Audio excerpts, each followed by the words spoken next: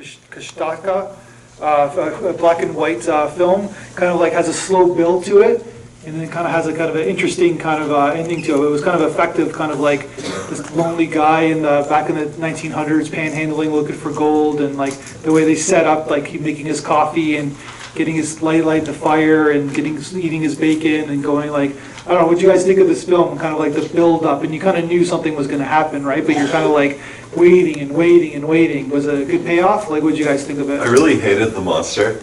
I feel like there was a really good cosmic horror or some other kind of horror movie in there. I found the interplay between sort of like his solitude, his imagining his wife, potentially like sort of, you know, feelings of loneliness and separation and distance, and, you know, even perhaps like the sublime, I don't know, nature of love when like you're all alone, you don't know what the other person is doing and so on. All really interesting and aesthetically like kind of cool from a 19th century horror point of view. But like they didn't need to be like a thing, particularly something like that ugly that kills him in the end.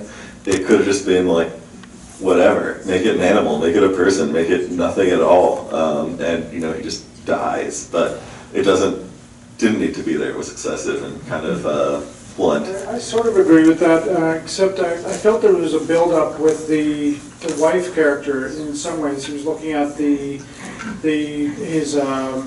portrait of her in his necklace and that kind of thing. I felt that this monster at the end was like, what the hell was that? Right? Because it has this build-up of like, you know, did he kill his wife? Is he feeling this remorse that he killed her and it's her spirit haunting him or something, the loneliness of that. And then we get thrown this, monster, which kind of didn't make sense. I kind of liked it up until that point because it had this build-up of like, you know, why is he out here and what's he doing and that kind of thing, and then it takes this left-wing kind of turn. I was just going to say that, well, I didn't like the monster either, but maybe I like to think that maybe he was just a bit mad and imagined everything, and maybe it was an animal that killed him in the end. I love the monster. Yeah, who likes the monster? Yeah, all right, cool. All the millennials like the monster. Go ahead. The monster was like funny and spooky, and he was just kind of like creepy, like looking at him from behind the bushes, and I was like, "Ooh, what's he doing? He's so weird." Yes, like a little bit scary. I thought it was great. Also, it's like it got. I'm wondering, is that Kushtaka? Is that a real thing? Like, is that a real folklore creature, I wonder, you know, and here's this man like treading on this land and like, you know, he's being haunted by this thing. I don't know, I just wondered. So I actually just Googled it, and it is a mythical shape-shifting creature found in the folklore of the Pacific Northwest coast of North America. There we go. Right, that's where they were doing the painting. Yeah. See, that's why millennials liked it, because they can Google it, they can let us know.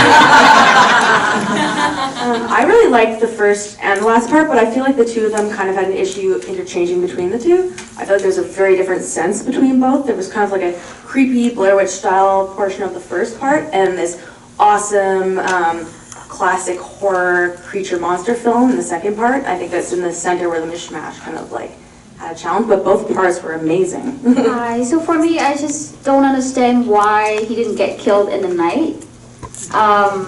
I think there was just no reason why, and I would just keep waiting for the explanation, but he just accidentally got killed in the morning, and that questions of mine never got answered. So because the monster does his killing after breakfast, that's why.